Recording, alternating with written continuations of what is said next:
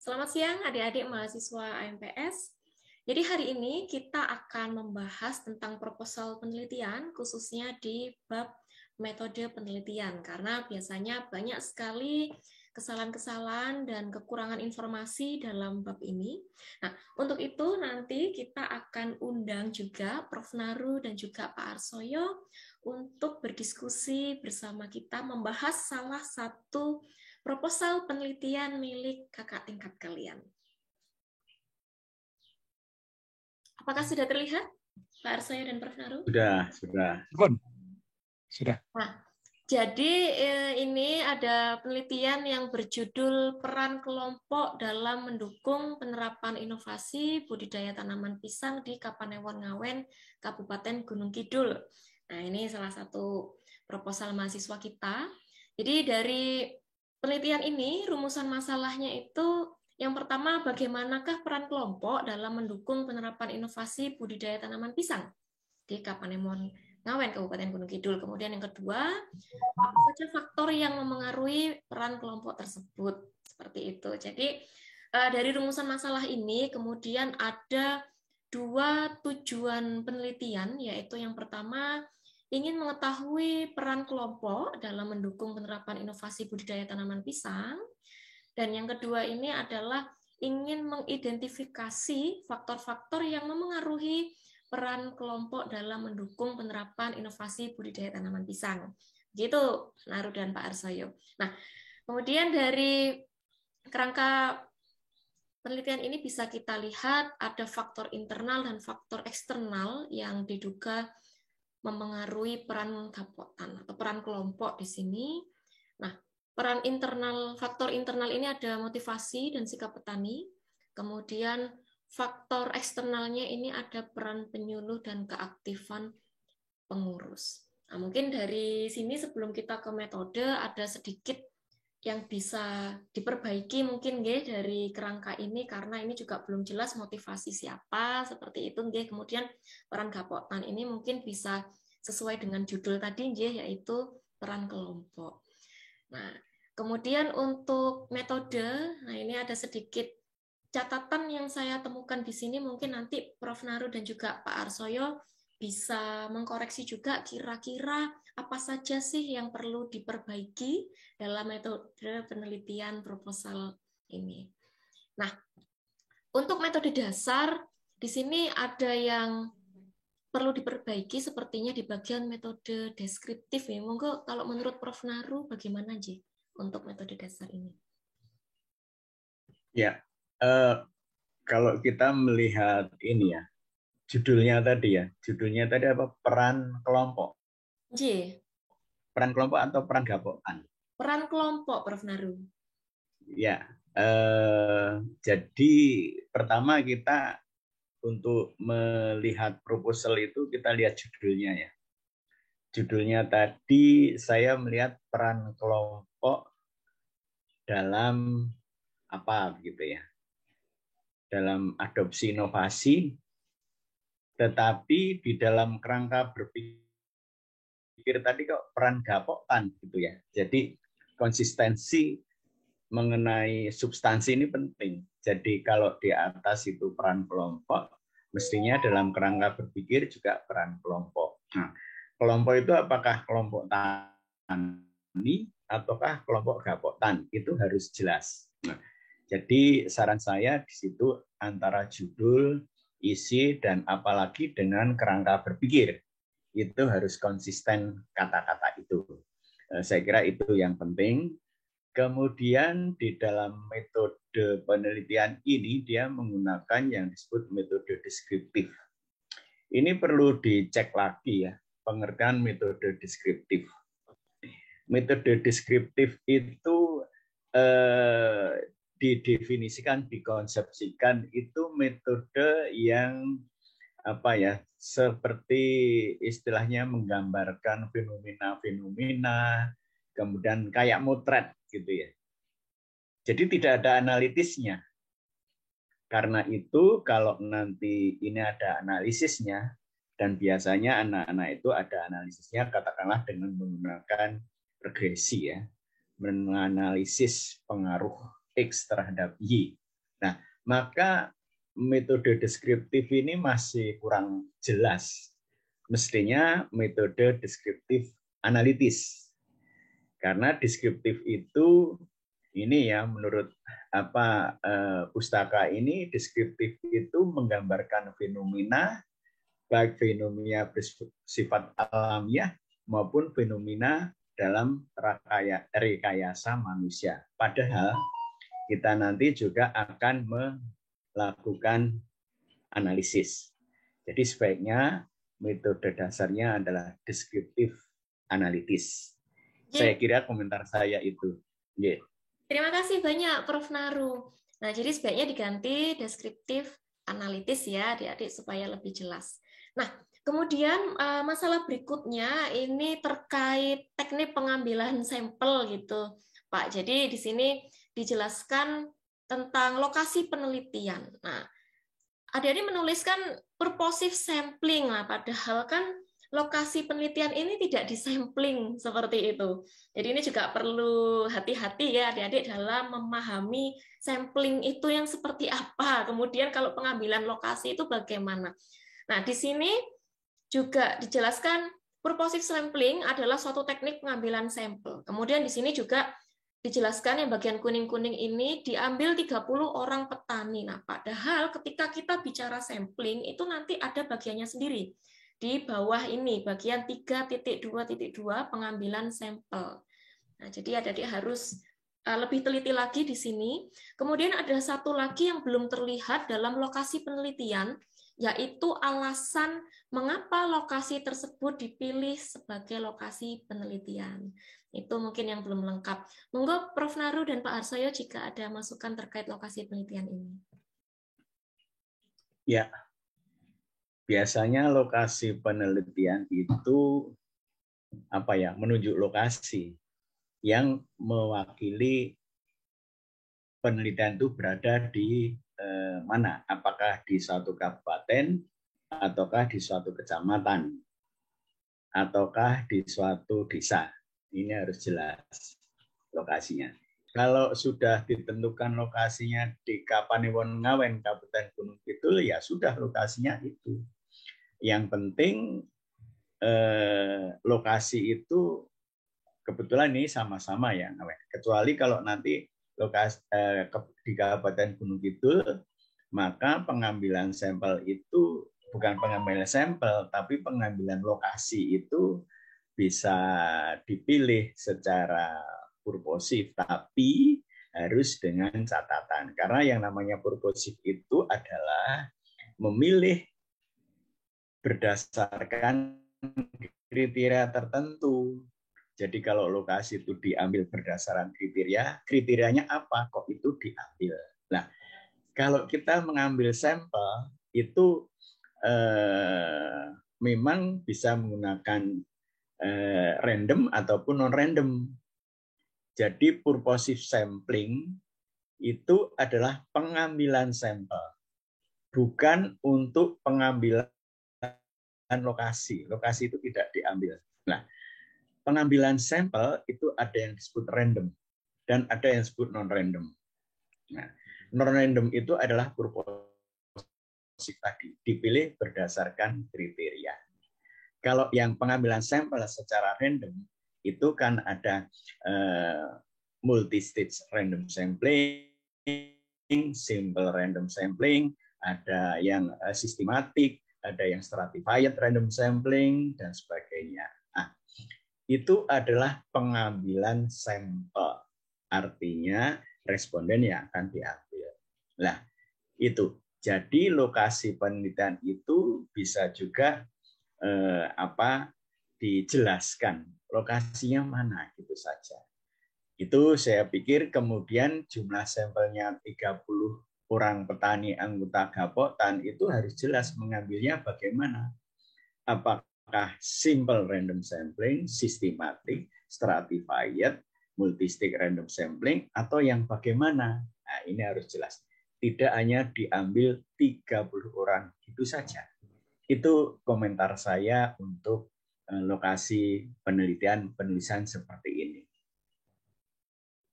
Terima kasih Pak. Gitu. Karena di sini juga belum lengkap, nggih. Di sini baru dituliskan juga sistem random sampling. Nah, random yang bagaimana tadi ya dijelaskan Prof. Naru, apakah yang simple, sistematik, atau stratified. Nah, ini yang mungkin paling sering errornya yaitu di bagian definisi operasional. Nah, monggo. Ini adik-adik ini seperti kurang paham seperti itu. Jadi seperti apa sih definisi operasional? Apa yang dimaksud definisi operasional?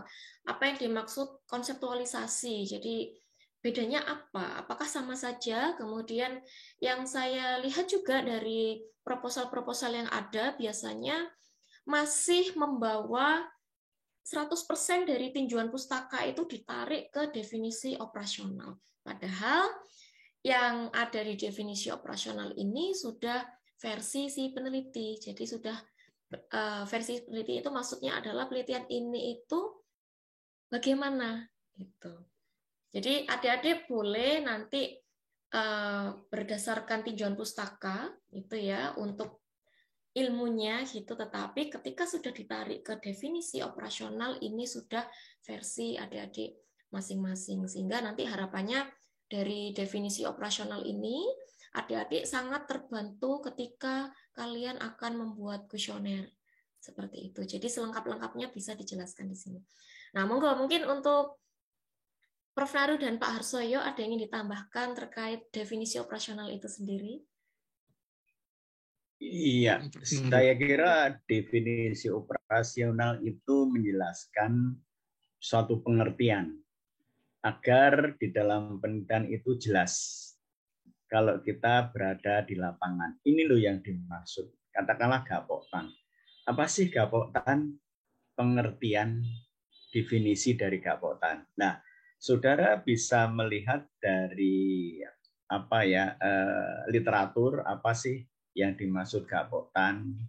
Kemudian bisa juga definisi operasional ini melihat dari kamus, sehingga definisi kita itu sesuatu yang memang sudah disepakati, tidak membuat definisi sendiri.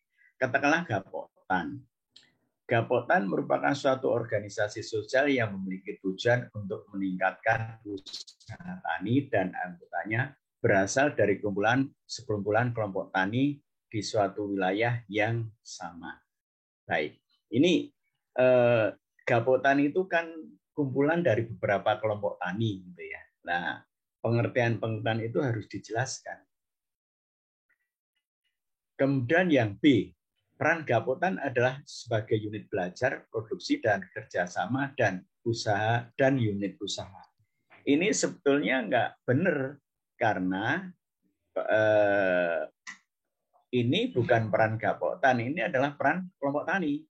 Peran kelompok tani ada 4 sebagai unit belajar, unit produksi, unit kerjasama, dan unit usaha. Jadi kita juga harus banyak membaca literatur pengertian ini.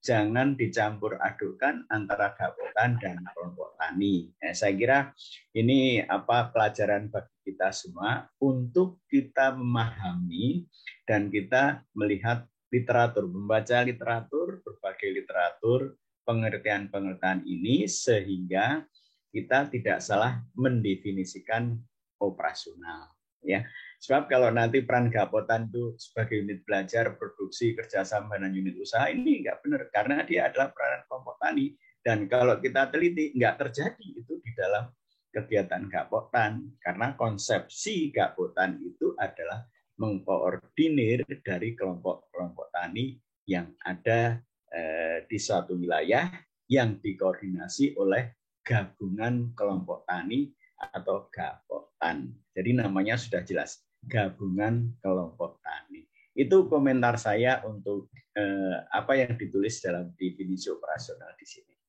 Itu Bu Fitri. Terima kasih banyak Prof. Naru. Jadi tadi ya adik-adik, untuk dapat mendefinisikan dengan baik itu tentunya harus paham konsepnya. Nah, jadi dalam definisi operasional atau konseptualisasi ini, adik-adik sudah harus memahami apa yang kalian tulis di tinjauan pustaka. Bukan berarti langsung ditarik kopas seperti itu ya. Di sini nanti bedanya apa definisi operasional sama tinjauan pustaka. Nah, jadi kalian pahami, banyak-banyak membaca, kemudian kalian konsepkan di sini. Untuk penelitian adik-adik itu seperti apa. Nah, kemudian Pak Arsoyo, apakah ada masukan terkait point up dan B ini? Monggo Pak Arsoyo.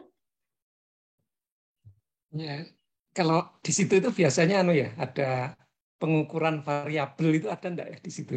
Biasanya sering ditulis atau di bagian bawah ini sudah Iya Pak Arsoyo. di bagian ini. Biasanya ada di sini untuk pengukurannya. Jadi di Ya, variabel, karena di sini kan adik-adik bisa menuliskan definisi operasional itu dari keywords yang muncul di judul adik-adik itu apa. Silakan dituliskan di sini. Kemudian variabel, seluruh variabel yang akan kalian teliti itu wajib ada di sini. Nah, sehingga tadi betul kata Pak Arsoyo ada pengukurannya gitu nggih. Misalnya apakah ini nanti dengan Likert. Nah, ini kemudian bagaimana nanti cara mengukurnya. Termasuk dengan usia usia itu juga seperti itu ya Adik-adik. Jadi karena termasuk variabel apapun itu silakan dijelaskan juga pengukurannya. Gitu. Pak Arsoyo, apakah ada tambahan untuk poin ini? ya sudah dijelaskan Mas Fitri dengan baik.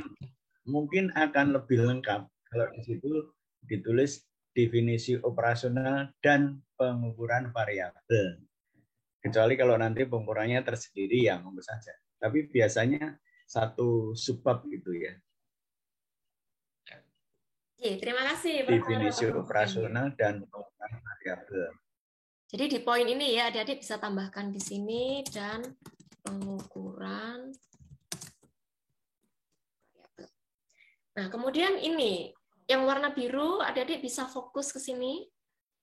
Coba kita lihat bersama. Di sini ada pilihan tidak pernah, jarang, kadang-kadang, sering, dan sangat sering. Dijelaskan dalam paragraf ini. Kemudian di tabel juga diulang seperti itu. Jadi ini ada 2 kali penjelasan. Jadi silakan adik-adik bisa memilih salah satu supaya tidak double penjelasan di bagian yang sama. Monggo adik-adik bisa menjelaskan itu dalam paragraf atau dalam tabel, monggo saja, yang penting tidak double. Gitu nggih. Nah, untuk poin selanjutnya ini tentang inovasi. Nah, monggo Pak Arsoyo, apakah ada masukan?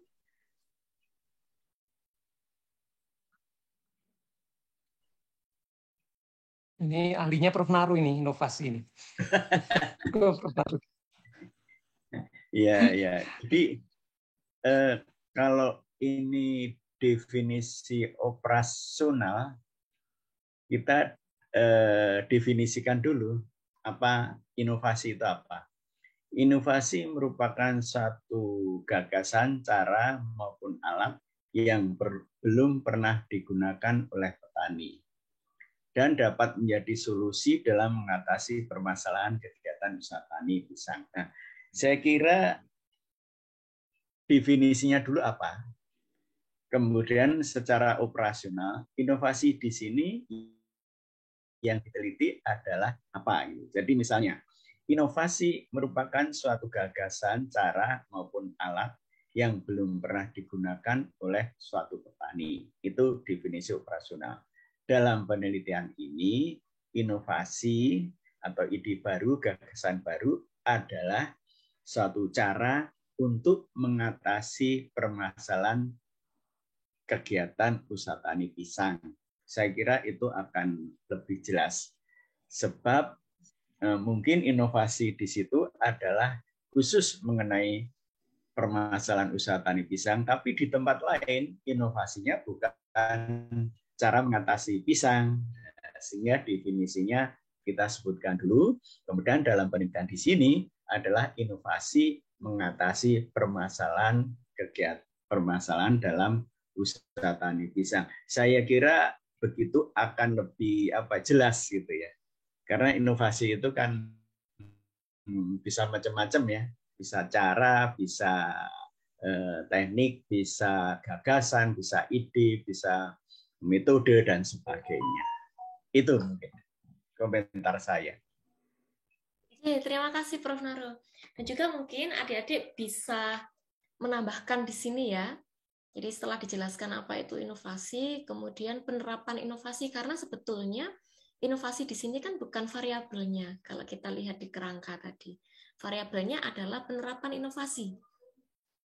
Jadi bagaimana perilaku petani dalam menerapkan inovasi. Nah, seperti yang tadi sudah kami sampaikan, semua variabel harus masuk. Jadi nanti adik-adik teliti satu persatu lagi. Jadi di sini bisa ditambahkan penerapan inovasi. Mau jadi satu poin atau poin tersendiri, monggo. Adik-adik bisa menjelaskan mulai dari inovasi itu apa, seperti yang disampaikan Prof. Naro tadi, nggih. Kemudian penerapan inovasinya setelah itu. Baik, yang selanjutnya mungkin ada komentar dari Pak Harsoyo. Ya, terkait dengan apa sikap ya? Ya, dari poin C, D, dan mungkin E, monggo Pak Harsoyo. Kalau poin ya, jadi kalau yang inovasi tadi kan penerapan. Jadi sekali lagi ini bagaimana mengukurnya itu yang belum juga dijelaskan di situ. Saya kira perlu juga diuraikan secara jelas bagaimana nanti inovasi itu dengan variabel-variabel penerapannya tadi akan diukur. Saya kira itu perlu dijelaskan. Nah, kalau yang sikap, saya kira itu sudah diberi catatan oleh Miss Fitri kalau nggak salah di situ. Itu perlu dijelaskan ya. Komponen sikap itu ada kognitif, afektif, konatif ya. Jadi itu perlu dirinci di situ supaya nanti lebih mudah ketika kita akan nanti dijabarkan dalam kuesioner kan misalnya gitu. Jadi sekaligus nanti akan lebih jelas dalam mengukurnya gitu. Dan akan lebih baik karena nanti akan tahu dari ketiga komponen tadi misalnya mana yang paling tinggi atau mana yang paling rendah skornya misalnya, sehingga nanti ini akan kita harus berpikir juga sampai ke saran. Karena kalau kita tidak memecah sikap ini nanti kita tidak akan tahu di mana ini hal yang perlu diungkit gitu ya. Apakah kognitifnya, atau apakah afektifnya, apakah konatifnya, sehingga sikap ini nanti bisa menjadi lebih baik gitu. Kalau tidak dipecah, jangan-jangan kognitifnya sudah bagus, tapi kita tetap menyarankan supaya kognitif ini diperbaiki menjadi tidak pas nanti dalam saran itu. Kalau saya itu nih terkait dengan catatan Miss Fitri. Ngata Miss Fitri. Oke, terima kasih Pak Harsoyo. Jadi adik-adik nanti jangan lupa untuk pengukurannya bagaimana ya. Tadi seperti yang sikap. Nah, jadi inovasi ini juga perlu, penerapan inovasi itu data apa sih yang akan adik-adik ambil gitu ya. Apakah itu rasio gitu misalnya, atau kalau bukan berarti apa gitu, misalnya dari data ordinal yang nanti akan diintervalkan. Nah, sehingga ada pilihan-pilihannya itu ya, ada tidak setuju kalau untuk sikap. Nah, mungkin untuk penerapan inovasi apa? Apakah nanti mulai dari tidak pernah sampai sangat sering seperti itu, sehingga nanti akan dilakukan dengan skala Likert itu sama seperti sikap itu ya, untuk mengubah data-data yang kualitatif tadi menjadi data kuantitatif. Nah, kemudian ini sama untuk sikap seperti yang sebelumnya, jadi tidak double gitu dalam penjelasan. Jadi intinya silakan sedetil-detilnya, karena harapannya di metode ini kan nanti bisa digunakan untuk oleh peneliti lain untuk acuan gitu ya. Jadi mereka bisa mengadaptasi dari apa yang telah kalian lakukan di sini. Dan juga selain itu, dengan informasi yang sangat detail seperti ini, nanti kan kalian juga mudah ketika membuat kuesioner. Jadi tadi seperti yang disampaikan oleh Prof. Naru dan Pak Harsoyo, tadi ada kognitif, afektif, dan konatif, sehingga ketika dalam membuat kuesioner itu kalian tidak lupa. Gitu. Nah, kemudian yang berikutnya adalah motivasi. Monggo Prof. Naru dan Pak Harsoyo jika ada komentar. Ya, motivasi merupakan dorongan yang berasal dari dalam diri petani untuk melakukan tindakan yang berhubungan dengan kegiatan usaha tani. Pengukuran motivasi dilakukan dengan menggunakan skala Likert. Ya, seperti tadi saya kira motivasi itu kita jelaskan dulu apa sih motivasi. Betul, motivasi adalah dorongan yang berasal dari dalam diri sendiri, dalam diri petani untuk melakukan sesuatu tindakan. Nah, sekarang di sini penelitiannya apa? Motivasi dalam hal apa?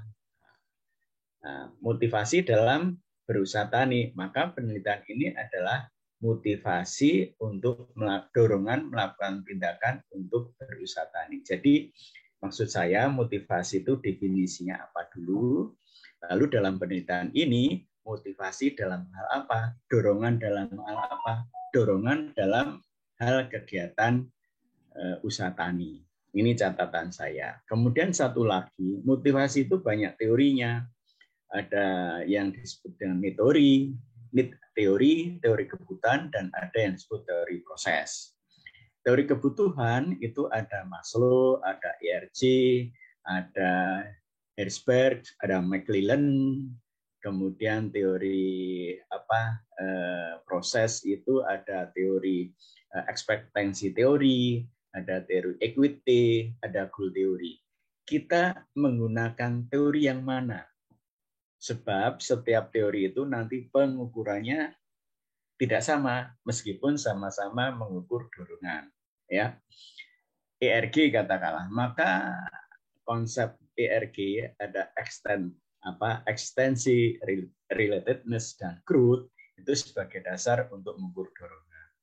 McClellan lain lagi, melihat dari kebutuhan achievement, berprestasi, kebutuhan sosial, dan kebutuhan power. Jadi berbeda-beda. Jadi untuk F ini perlu dijelaskan menggunakan teori yang mana. Ya, adik-adik silakan dirinci gitu. Nah, ini seperti ini nih. Yang peran penyuluh ini kan ada edukator, diseminator, kemudian fasilitator, konsultan, supervisor, kemudian pemantau, seperti supervisor ya, pemantau, dan evaluator. Nah, ini perlu dirinci. Edukator itu yang bagaimana, maksudnya seperti apa. Begitu juga diseminator dan yang lainnya. Itu sehingga nanti ketika membuat kuesioner itu bisa detail dan juga tidak ada yang terlewat gitu ya dari sini. Kemudian kita beralih ke metode analisis data. Sebelum kita akhiri karena ini masih ada beberapa hal-hal yang perlu kita sampaikan gitu ke adik-adik. Salah satu contohnya ini di uji validitas. Nah, di sini sudah baik ya dijelaskan berdasarkan nilai CI/TC dibandingkan dengan R kritis, tetapi belum dijelaskan dikatakan valid itu yang bagaimana. Nah, sehingga nanti pembaca itu juga bingung gitu kan, apakah ketika nilai CI/TC-nya itu lebih tinggi dari R kritis atau sebaliknya. Itu perlu dituliskan di sini.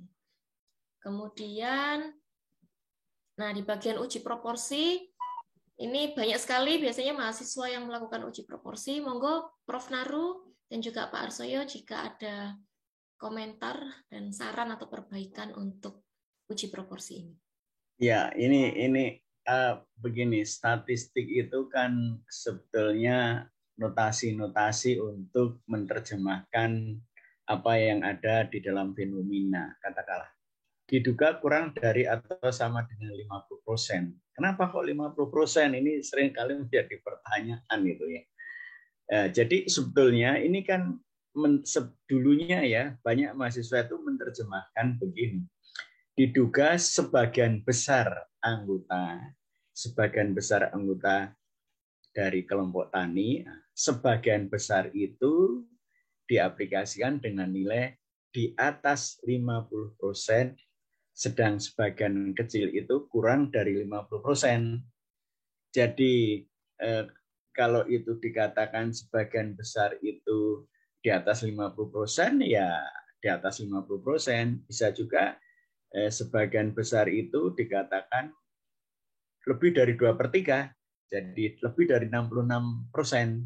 Nah, jadi sebaiknya kalimatnya itu jangan langsung 50%, nanti menjadi pertanyaan. H0 itu saya kira bagusnya menulis begini. Diduga Kalau yang H alternatif diduga sebagian besar, maka H0-nya diduga tidak sebagian besar. Diduga tidak sebagian besar atau kurang dari 50%, bla bla bla. Kemudian yang H alternatif diduga sebagian besar, kurung buka, lebih dari 50%, bla bla bla. Itu mungkin bahasa yang agak jelas gitu. Tidak sebagian besar dan sebagian besar. Ya. Oke, terima kasih Prof. Naru. Maka Pak Arsoyo jika ingin menambahkan, kira-kira adik-adik itu bisa melihat dari mana saja gitu nggih supaya bisa menentukan nilai poin ini. Yeah. Mungkin kalau boleh menambah terkait tadi ya yang didiskusikan angka tadi 50, terus Miss Fitri menjelaskan bahwa itu bisa tidak 50 kan, bisa 60 dan seterusnya. Ya, nah, mungkin begini, ketika kita misalnya bicara soal difusi inovasi gitu ya, kita bicara soal difusi inovasi, itu kan untuk setiap inovasi itu jangka waktu sampai suatu inovasi itu diterima oleh 100% komunitas itu bisa berbeda-beda. Kan tergantung dari karakter inovasinya dan juga adaptornya itu sendiri. Ada yang cepat, ada yang lambat itu. Nah, ketika kita bicara soal teknologi atau inovasi yang itu sangat mudah diterapkan, masyarakatnya sangat terbuka menerima inovasi, itu bisa jadi kalau proporsi yang sudah menerapkan inovasi itu bisa jadi sudah 90% itu. Ya, kita berani menggunakan 90 atau 80, tapi untuk daerah-daerah tertentu ketika inovasi itu dianggap sesuatu yang sulit tidak mudah diterapkan oleh masyarakat setempat, apalagi masyarakatnya adalah masyarakat yang tergolong masyarakat tradisional gitu ya, yang selalu ingin mempertahankan nilai-nilai praktek-praktek lamanya gitu. Nah, itu bisa jadi akan menjadi lama sekali itu inovasi itu diterapkan, sehingga angka itu bisa turun sampai paling 10% itu sudah bagus itu masyarakat itu menerapkan itu, karena banyak tantangan untuk inovasi itu bisa diadopsi di situ itu. Nah, itu aja sih sedikit gambaran tentang bahwa angka itu tergantung dari teori asumsi yang kita gunakan. Saya kira gitu, Miss Fitri. Oke, terima kasih Pak Arsoyo. Jadi adik-adik yang penting punya alasan yang kuat ya di sini. Adik bisa melihat dari kondisi lapangan di mana adik penelitian, bagaimana masyarakatnya, dan juga adik juga bisa membaca referensi gitu ya, jurnal atau yang lainnya. Kemudian yang selanjutnya, nah di sini kalau adik-adik lihat ada catatan biru. Tadi kan ada pengaruh ya dari motivasi. Jadi diduga motivasi ini mempengaruhi penerapan inovasi. Seperti itu kan dari kerangka. Nah, tetapi di sini kurang lengkap di metode ini. Baru ada multiple regression. Belum ada single regression pengaruh dari motivasi. Pengaruh dari peran kelompok ya, motivasi tadi internal. Pengaruh dari peran kelompok terhadap penerapan inovasi. Sehingga apa? Adik-adik intinya teliti. Jadi sebelum dikirim ke Bapak Ibu dosen, pembimbing skripsi, dimohon untuk dibaca lagi berulang kali, baik itu bab 1, bab 2, dan juga bab 3. Jadi intinya semua itu konsisten. Jadi ada garis merahnya semua. Tujuannya apa, sampai lihat juga kerangkanya, dicocokkan juga dengan definisi operasionalnya sudah lengkap belum, sampai terakhir ini di pengujian. Itu semua harus sama. Nah, dan juga adik-adik silakan pelajari asumsi klasik di kelas statistik ilmu sosial ya. Saya yakin adik-adik semuanya sudah pernah praktik dan semua lulus gitu. Di SIS semua bisa melakukan uji asumsi klasik. Nah, di sini belum ada uji asumsi klasik sehingga bisa ditambahkan. Diuji dulu sebelum kita melakukan uji regresi. Baik, mungkin itu saja nggih Prof. Naru dan Pak Arsoyo yang bisa kita berikan untuk adik-adik terkait bab 3 ini di bagian metode penelitian. Mungkin saya izin stop share dulu. Nah, monggo. karena kita sudah memberikan masukan gitu untuk adik-adik, semoga nanti bisa adik-adik gunakan ya untuk membuat bab 3 proposal penelitian kalian di bagian metode penelitian. Jadi jangan sampai nanti kesalahan-kesalahan yang dilakukan di tahun-tahun sebelumnya itu kalian lakukan kembali gitu. Jadi silakan cermati video ini dengan baik, dan ketika masih ada pertanyaan, adik-adik bisa juga bertanya kepada kami melalui Google Classroom. Jadi akhirnya selesai juga ini Prof. Naru dan Pak Harsoyo. Terima kasih banyak atas sharing ilmunya ya Prof. Naru dan Pak Harsoyo. Semoga hasil diskusi ini menjadi masukan yang berharga bagi adik-adik itu Bapak-bapak, sehingga nanti dalam penyusunan proposal penelitian kali ini tentunya bisa lebih baik dari tahun ke tahun seperti itu. Terima kasih kembali.